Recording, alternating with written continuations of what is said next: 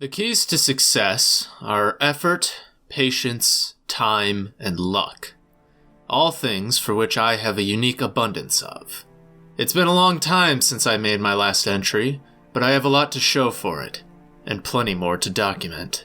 If I should leave this world too, at least this book will remain where others might be able to find it. Right now, I'm focused on rescuing as many villagers as I can find from the zombie plague. But in order to do that, I needed a brewing stand and blaze powder to fuel the alchemic process.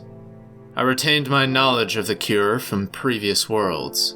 I recall an igloo I happened across, pulling up the rug for warmth only to find a trap door hidden beneath it. The cure is as follows. Splash the infected with a weakness potion to slow the virus's reproduction rate. After that, feed them a golden apple. It's easy enough to get them to bite onto something, but wear gloves just in case. The healing properties of the golden apple should repair the rotten flesh in their body faster than the virus can recover. The virus feeds on dead cells, so that's why it's crucial to slow their reproduction first before giving them the golden apple. I made use of Vav and Kiwi's nether portal after I supplied myself with the essentials for surviving in the harsh climate of the nether. Some iron armor, food, and plenty of blocks. My eyes are pretty sharp, and I was able to spot another fortress nearby the portal. Only problem was that it was a fortress on the other side of a massive lava lake. But that's exactly why I always pack plenty of blocks. I shored up my resolve and bridged over to it, taking down any blazes or wither skeletons that guarded its ramparts.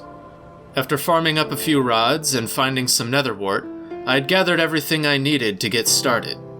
The only thing left was to get some gold for the most important part of the cure.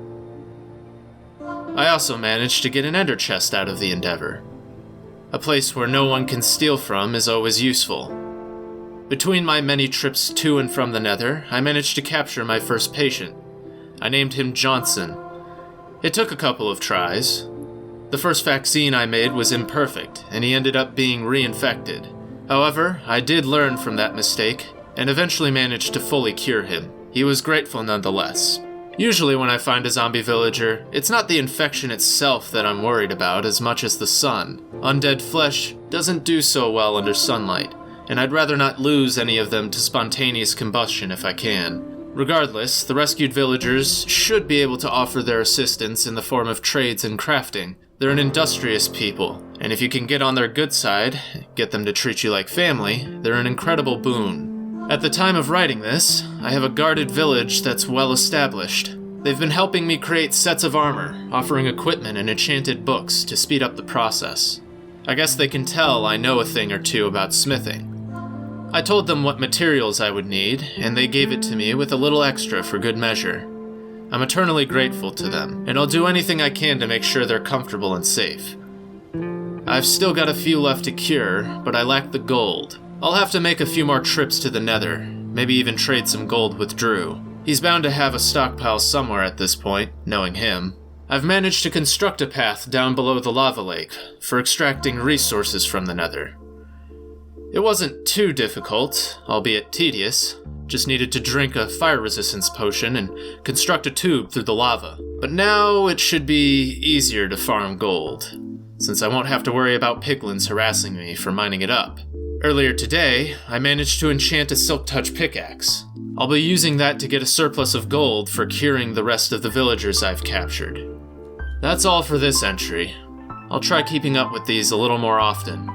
I've just been so preoccupied with my preparations. For now though, that's all I have. This is Scrittus, signing off. Oh yeah, Caesar found his way over to me.